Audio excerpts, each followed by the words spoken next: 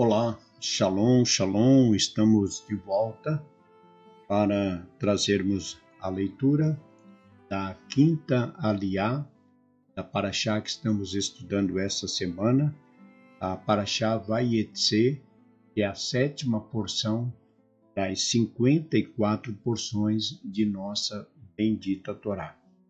Queremos dar aqui as boas-vindas a todos, sejam todos bem-vindos à casa dos Bnei Anussim. Eu sou o Moreh Malachi Ben Israel, líder de nossa comunidade Anussim Brasil. E pedimos a você que ainda não está inscrito em nosso canal, que possam se inscrever, deixar o seu like desta transmissão e também gostaríamos de contar com a sua contribuição. Você que ainda não está contribuindo, mas deseja tornar-se um mantenedor do nosso trabalho, você poderá poderá se tornar um sócio, um associado da comunidade Anussim Brasil, enviando a sua contribuição. Pode ser uma ser e poderá também ser uma tzedaká, ao qual você fazendo a sua tzedaká estará também contribuindo para a comunidade. Então, desde já também agradecemos a todos quanto têm nos ajudado e a você que estará contribuindo com a nossa comunidade. Então, hoje é o quinto dia, hoje é dia 5 do mês de dezembro do ano de 2024 e dia 4 do mês de Kislev. Lembrando que nós estamos no mês de nossa festa de Hanukkah, que vai acontecer no dia 25 de Kislev, tá? Então já estamos aí nos aproximando. Então você que ainda não adquiriu a sua Hanukkah, você poderá adquirir as velas, nós já postamos aqui no grupo. Se você quiser, eu posso enviar o link também para você poder adquirir as velas e também a sua Hanukkah. E pedimos a você também que possa nos acompanhar pelas redes sociais, tanto pelo YouTube, o Facebook e também o Instagram. Então, hoje faremos a quinta leitura, que está no capítulo 30 do livro de Bereshit, Gênesis, capítulo 30, verso 28, até o capítulo 31, Passuque 16. Vamos então à leitura da quinta aliá. Baruch atah Adonai Eloheinu melech haolam, asher bahar banu mikol ha'amim venatam lanu et torato, Baruch atah Adonai noten hatorá. E assim nos diz nossa bendita Torá. Labão disse a Jacó: diga qual o teu preço que te darei. Jacó responde: tu sabes o que te servi e como teu gado estava comigo. Pouco tinhas antes de minha vinda, e cresceste muito, pois o Eterno te abençoou por minha causa. E agora, quando trabalharei para minha casa? E Labão disse: que te darei? Jacó respondeu: não me darás nada, se fizeres como te direi. Voltarei a apacentar tuas ovelhas e guardá-las. Passarei por teus rebanhos hoje, separando todos os carneiros marrons avermelhados e todas as cabras malhadas e pintadas. Esse será o meu preço. Todo carneiro ou cabra que estiver comigo e que não forem deste jeito poderão ser consideradas roubadas por mim. E Labão concordou. E Labão tirou naquele mesmo dia os bodes listrados e malhados de todas as cabras pintadas e malhadas e todos os animais em que havia branco neles, e todos os carneiros marrons avermelhados, e os deu para seus filhos, e os mandou ficar a uma distância de 3 dias de caminhada entre eles e Jacó. E Jacó apacentava o rebanho, o restante do rebanho de Labão. E Jacó pegou varas verdes de álamo, e amendoeira e de castanheiro, e as descascou em riscas brancas, e fincou as varas nos tanques, nos bebedouros onde o rebanho vinha beber, e as ovelhas concebiam diante das varas, e por causa delas pariam crias listradas, pintadas e malhadas. E Jacó separou os carneiros listrados e malhados do carneiro de Labão, e o pôs em frente às ovelhas, e colocou seu rebanho separado do lado de Labão. E cada vez que as ovelhas concebiam no tempo certo, Jacó colocava as varas em frente delas, e quando as ovelhas tardavam, não colocava. E eram as tardias para Labão e as normais para Jacó. E Jacó ficou uma vez mais rico, e possuía ovelhas, escravos, camelos e jumentos. E Jacó escutou os filhos de Labão dizerem que ele havia tomado tudo o que era do pai deles. E Jacó viu que o rosto de Labão não estava para ele como antigamente. E o Eterno disse a Jacó: volta à terra de teus pais, e para a tua parentela que estarei contigo. E Jacó mandou chamar Raquel e Leia, que estavam no campo. E lhes disse: eu vejo o rosto de vosso pai não está para comigo como antigamente, e o Eterno esteve comigo. Vós sabeis que trabalhei para vosso pai com toda a minha força, e vosso pai riu de mim e mudou o meu preço 10 vezes, e o Eterno não os deixou fazer mal a mim. Se dizia que as pintadas seriam meu preço, todas nasciam pintadas. Se dizia que as listradas seriam o meu preço, todas nasciam listadas. E o Eterno separou o gado de vosso pai e o deu a mim.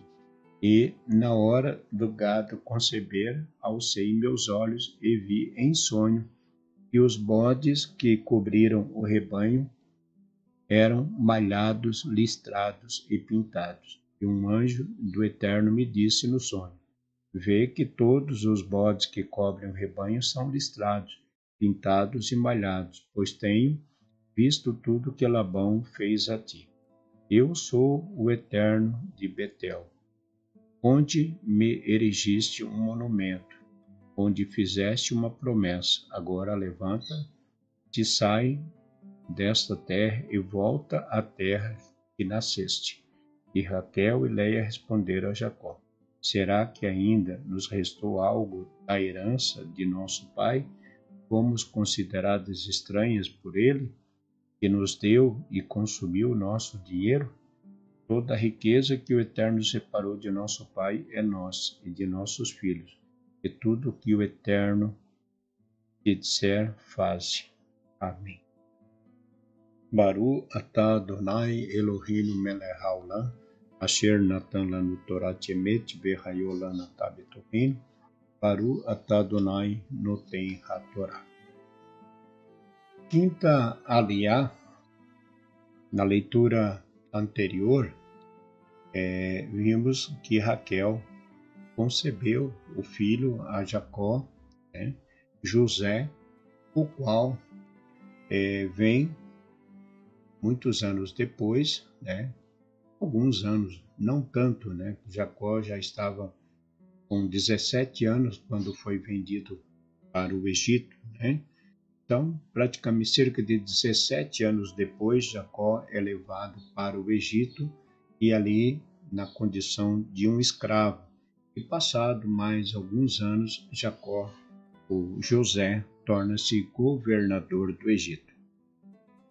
Os problemas que Jacó parecia ter, todos acabados. parecia que ele tinha resolvido o problema com as esposas, as irmãs estavam bem, o sogro propôs um acordo e esse acordo estava dentro da... Foi um acerto totalmente legal entre os dois.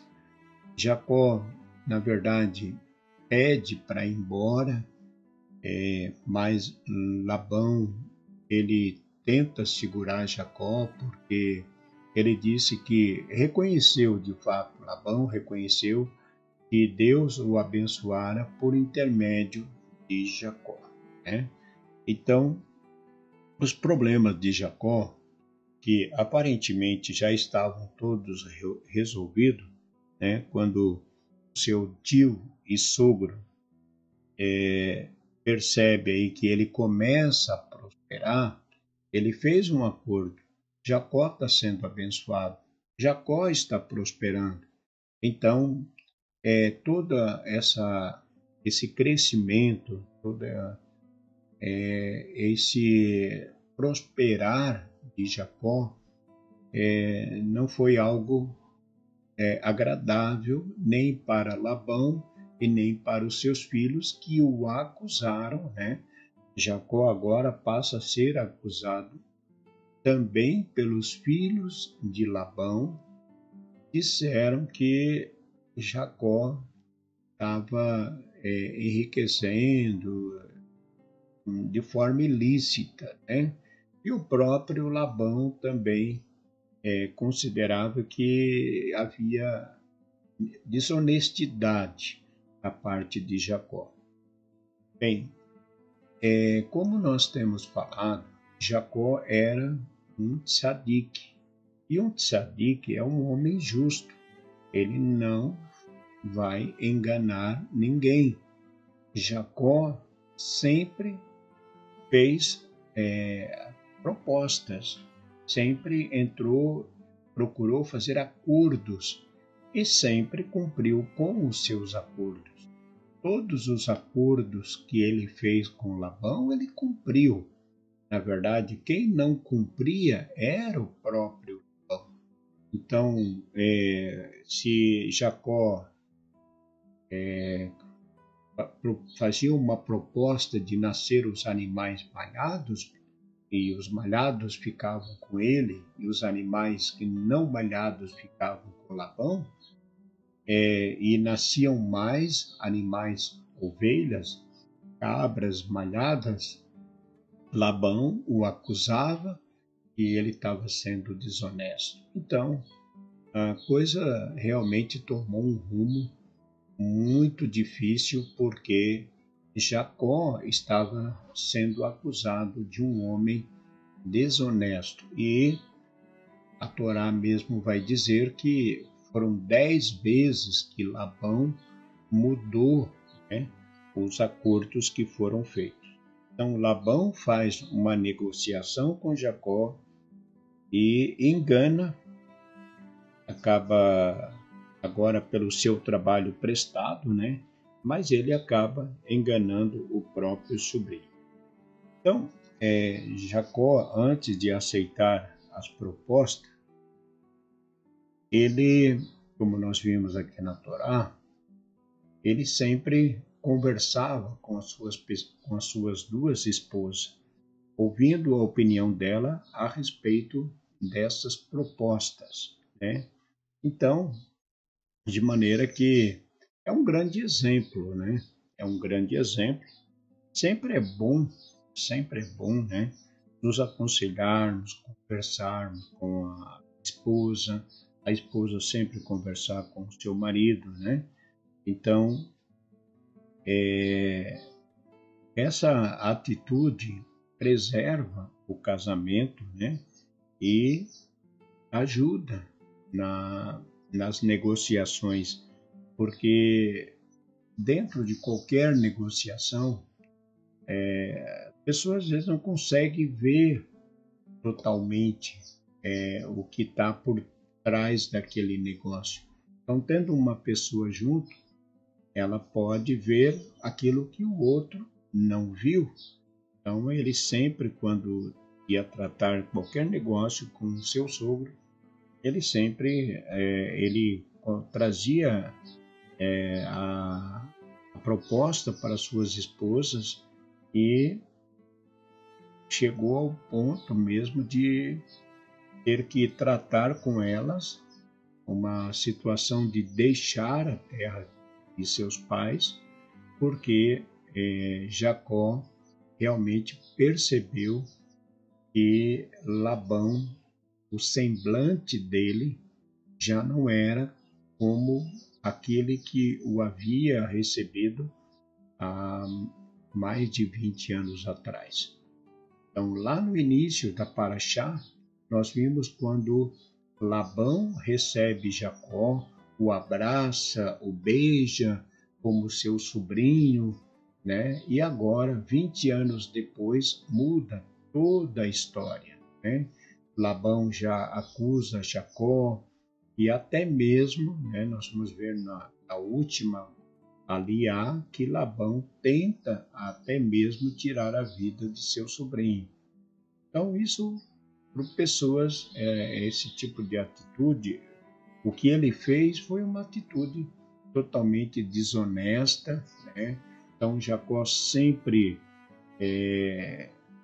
tudo o que ele fez foi por meio de acordo, né? Então, sempre é bom nós também mantermos os nossos acordos, as nossas decisões, né? Então, é o que a gente sempre tem falado, né, em relação à comunidade, à sinagoga, né? Então, a sinagoga, ela, para poder se manter, precisa das contribuições. Então, quando a pessoa inicia um processo de techuvá ou de conversão e ela decide fazer parte da comunidade, a comunidade, a Nusim, ela vai apresentar algumas, fazer algumas apresentações de alguns pontos de fé e de alguns deveres e obrigações que cada novo candidato ele deve cumprir. E mesmo no período, mesmo dentro desse processo da techuvá ou da conversão, que normalmente acontece num ano. Então, uma vez que a pessoa decide fazer parte da comunidade e fazer a sua techuvá, nós vamos considerar um período de um ano, mas sempre orientamos a pessoa. Olha, nesse período de um ano, a partir de hoje, você tem obrigações para cumprir, tanto para com Deus como para a comunidade. Para com o Eterno é cumprir os mandamentos, e para a comunidade são as contribuições, né? Ser um parceiro da comunidade, trabalhar, colaborar, né? Porque, como falamos, ninguém é dono da sinagoga. Aqui não tem ninguém que é dono da sinagoga. A sinagoga é uma comunidade. Hoje eu exerço o trabalho, faço um trabalho de liderança, busco, né, orientar a comunidade. Eu não sou dono da sinagoga, como nenhum outro líder rabino é dono da sinagoga.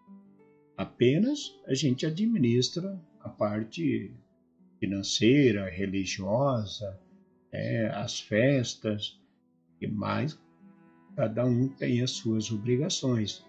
Então, as obrigações tanto para Deus como também para a sinagoga. Então, uma vez que a pessoa decide fazer parte da sinagoga, tornar-se membro da comunidade Anusim Brasil, ele passa por esse processo de um ano, que é a sua techuvá, sua conversão, e todos os meses ele tem sua obrigação, seu compromisso para com a sinagoga, que é o de entregar o seu macer, o seu dízimo. Então, se a pessoa está passando pelo processo, ou mesmo ela já cumpriu o processo e ela torna-se membro da comunidade, já está efetivado, ela deverá manter e honrar os seus compromissos. Porque se a pessoa assume um compromisso e depois ela não cumpre, é fato que vai trazer problemas para a sinagoga, vai trazer dificuldade para a sinagoga. Então, assim acontece com qualquer situação. Aconteceu com Jacó. Jacó honrava os seus compromissos para com Labão. Labão não honrava os compromissos dele para Jacó. Então, acabou que aquela parceria se desfez. Aqueles dois desmancharam essa parceria.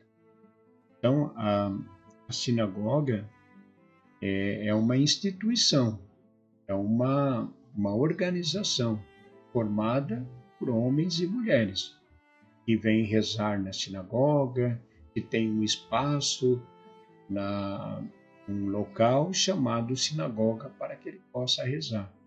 Então, essas pessoas, uma vez membros ou estão em processo de tornar-se membro da comunidade, têm esses compromissos, assumem esse compromisso. E é importante que todos depois cumpram com a sua parte.